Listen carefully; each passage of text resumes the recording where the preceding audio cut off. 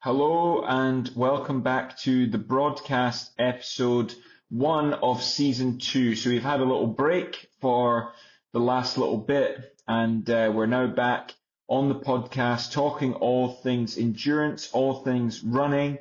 This could be for you if you're a triathlete, a weekend warrior, or anyone who cares about your training when it comes to endurance sports. So welcome back. If this is the first time you're listening, then I appreciate you tuning in. Today's question is why I should fuel with carbohydrates before a hard session, like intervals. Now, this comes based off one of the questions that I had on a Q&A over on Instagram. So if you're watching this video, you've probably already got me on Instagram, but generally I like to ask questions to people to see what they are interested in when it comes to endurance sports. So that's normally how I come up with the topics here, and normally I have people on to discuss either their training, how their training's going, or try and get some experts on here to talk about it. If you're interested in coming on the podcast and this is your area of expertise, then I would absolutely love to have you on here. And like I said, if there's anything that you have a question about, then please shoot me a message on either Instagram, and you get all my details on here, or leave me a comment below. So today, hopefully you'll walk away knowing what we actually use carbs for in training, what happens if you skip fueling, the real deal on fat adaptation, as this is something that is sort of the question, why the question is originated, as people have often asked. But, shouldn't I do this session fasted?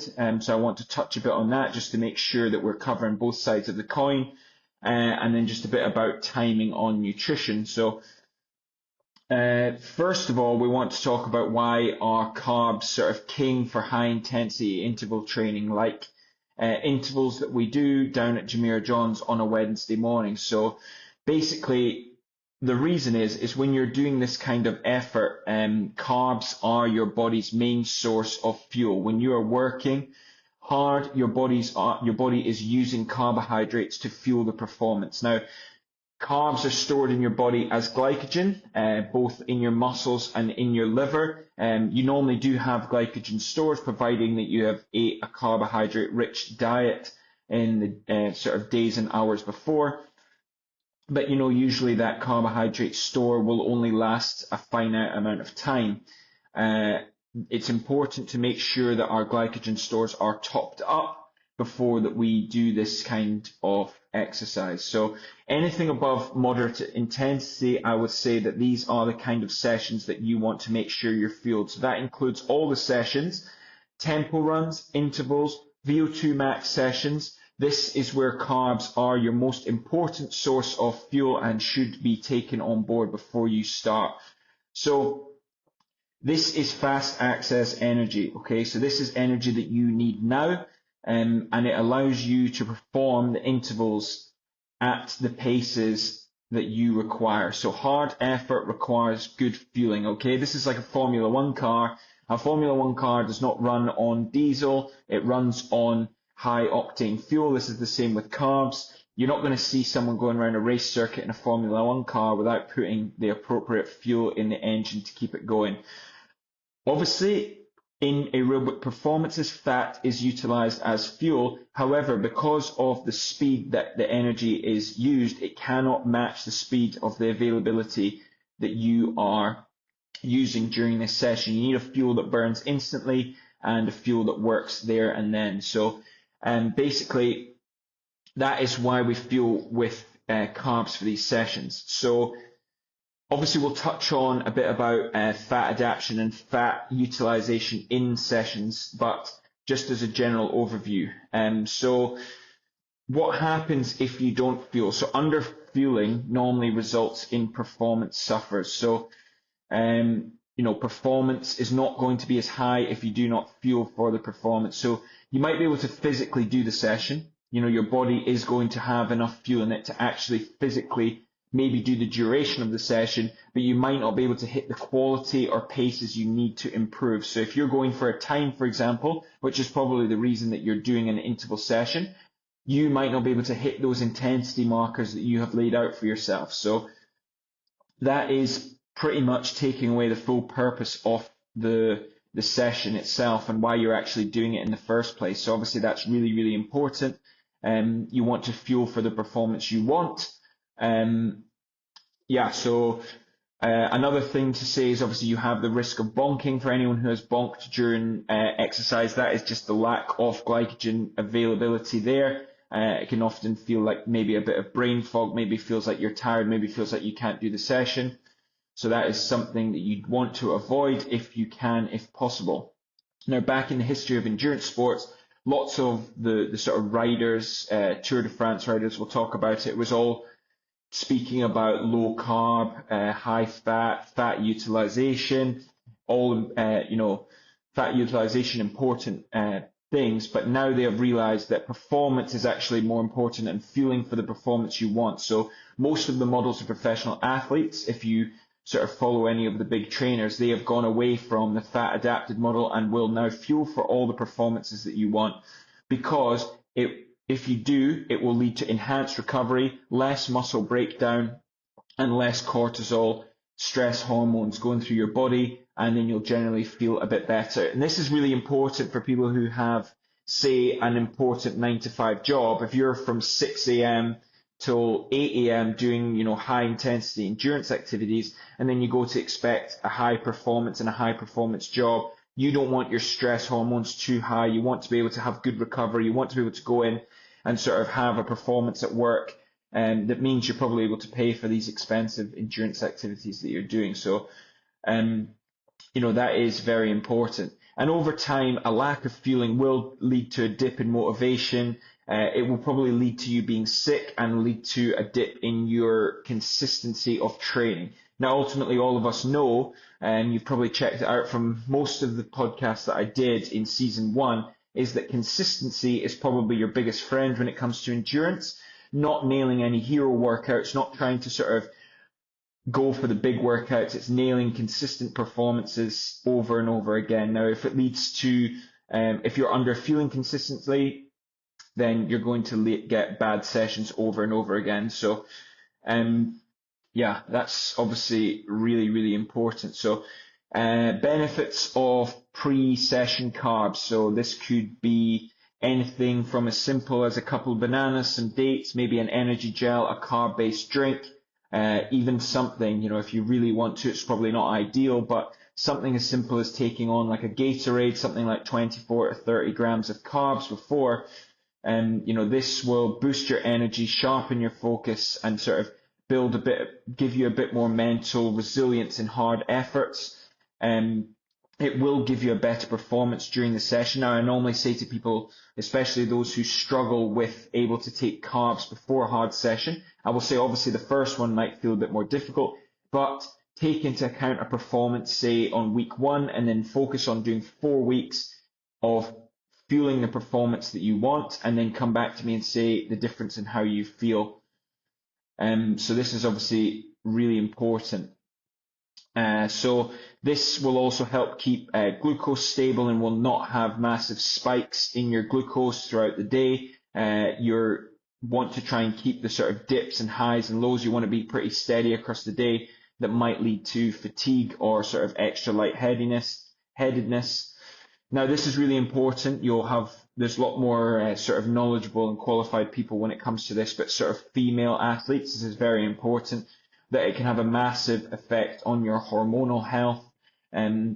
Now it's generally regarded as females fasting during endurance exercise as a red flag and something you don't want to do. There's some really interesting podcasts, specifically from the Science of Sport podcast, especially when they've talked about the effects of red S and underfueling performance for women, which can lead to energy deficient syndrome in females, can cause problems with hormonal health. And I think this is something that, we should look at. I think before it was always, looked at as a bit of side, men and women, male and female, athletes treated the same. Whereas obviously we know that that's not true. We should treat each athlete as an individual. Females need to fuel these performances, and it's a lot more important. So, and that's something you want to maybe look into. Obviously, if you've got any questions about this or you feel like you have had any sort of hormonal imbalances, then it might be something to sort of consult with a dietary nutritionist, and you might want to take on further expert advice. And yeah, something that I think is really important. So how to fuel, so you want to make sure that you're getting your timing, types, and quantities right. So the ideal window will be an hour to 3 hours before training. Now, for those of us in Dubai right now, it's absolutely roasting. You can see a bit of the sun. We are training most of the time at 5:30 to 6. So doing, 1 to 3 hours is obviously best case scenario. That's if you're training in the middle of the day, you're training at night. If you're training first thing in the morning, you're going to want to utilize something that's simple. Maybe you're driving to a session. Maybe you want to have some liquid carbs to take. Like I said, something like a simple carb-based energy drink, at the very least, should be something you should take.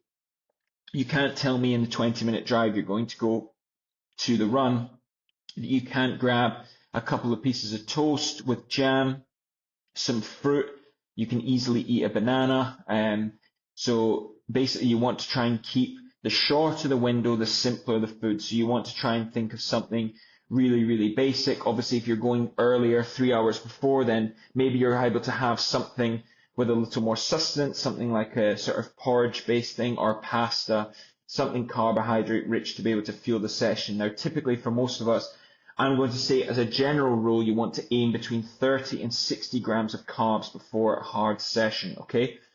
So even a little is going to help you. So 15 grams of carbs, 20 grams of carbs from banana, or like I said, half a Gatorade is really going to help. Obviously, you have nutrition companies, the likes of Sturker, Morton, who provide these carb-based gels, carb-based drinks.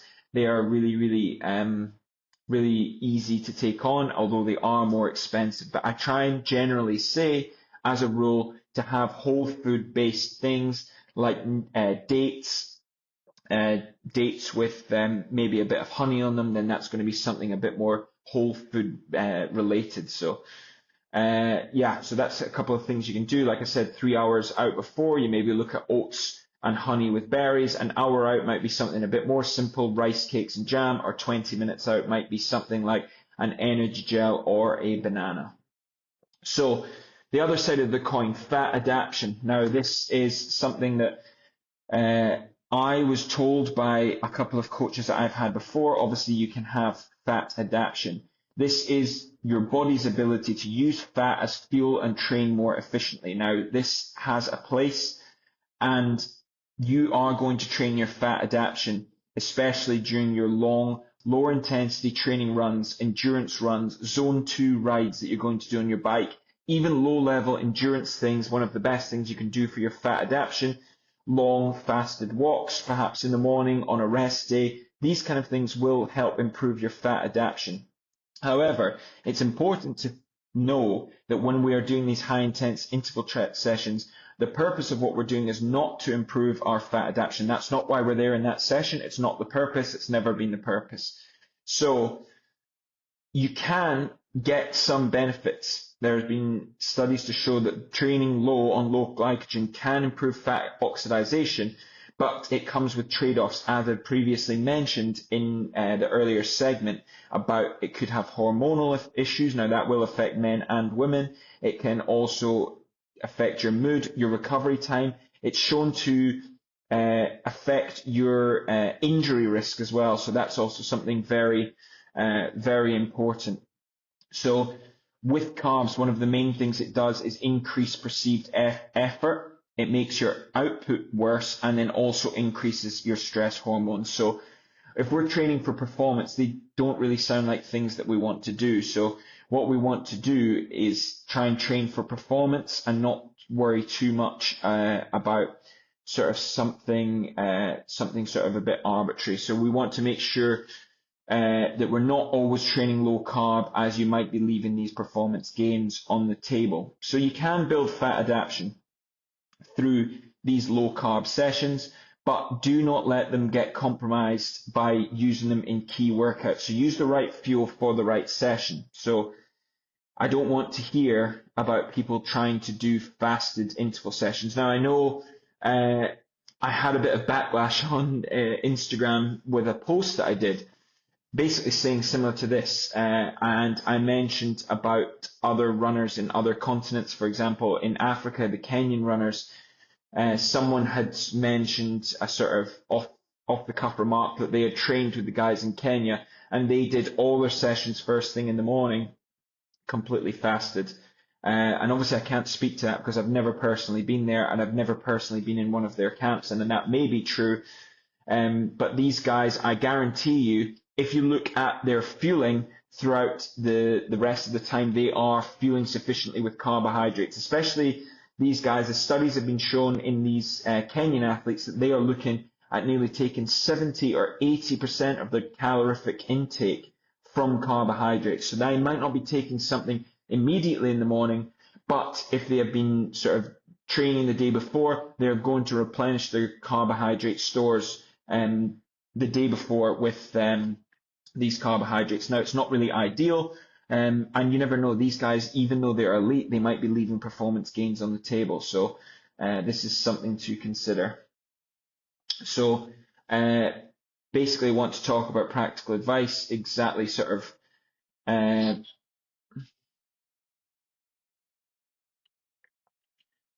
so we want to talk about practical advice, blending both worlds. So consider a fuel for the work required mindset. So what I mean by that is, obviously, if you're going to do a high interval performance-based session, I want you to think about fueling for that performance, okay? And yeah, it's super important. Yes, if you're doing a low intensity zone 2 workout, it might not be as important, but I want you to think about sort of main thing is fuel for the performance you want. If you've got an easy session, you might get away with no fuel, especially if it's short, but you know, I always recommend to try and take on some form of carbohydrates, especially if it's over 45 minutes. You're going to be doing intra-fueling anyway, which might be taking on carbohydrates, but that's a subject for another discussion. You know, carbs will serve you better. They are the performance fuel. So what you need to do is be intentional with your fueling. So if you have in your diary from your coach or from myself a hard interval session, just know already that this needs to be fueled. That means being prepared the night before with exactly what you're going to eat and sort of leave no gains on the table. So the overall outro talking points, carbs aren't about weakness. You know, we see sort of these guys on the internet, sort of macho guys. I did a 72-hour fast. It's not about weakness. It's about readiness. We want to be ready for the session that we're going to do, and we want to talk about getting the best performance that we are possibly able to do.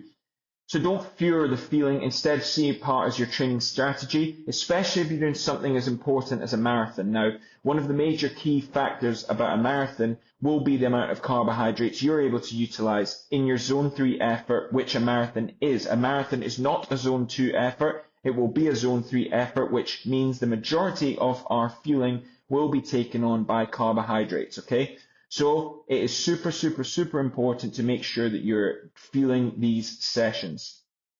Start small, try fueling before your next hard session and see how you feel. That might be something as simple as making some notes in your phone before and after and see if it makes your performance better, see what it feels like for your heart rate, see what it feels like for your rate of perceived exertion, but give it some time, okay? So it's obviously not going to be immediate effect, but what I would say is make sure that you take some time and see how you feel. So if you've got any questions about how to plan it out, I love hearing from guys and girls about, you know, the questions they have about fueling their own performance, not just my own athletes. And then obviously if you need any help with actual training or any of this stuff on a one-to-one basis, you know where to find me. If you have found that this has helped you, please share it with the person that you train with. If you know that someone is a massive underfueler, then you know that you need to share this with them. If you've ever bonked in a session, tell me what happened, tell me why it happened, even explain, you know, to yourself the reasons for this happening. And then I'd love to include a little story about this in for next time. So thank you very much for listening to the podcast and welcome back to episode 2. If you're listening to this on YouTube, then please do hit the subscribe button. I'm going to be trying to come at you with weekly podcasts, some special guests, and some few exciting check-ins or podcasts while I'm on my travels. I've got a few exciting ones going. If you are listening to this and you're interested in sponsoring the podcast, then please also give me a hit up. And yeah, appreciate you listening, and hopefully you found this information valuable. If you're listening on Spotify, please also give me a shout out on there. It really does help, and hopefully I'm able to help you on your next race. So I'll speak to you on the next episode, and welcome back to the broadcast season 2.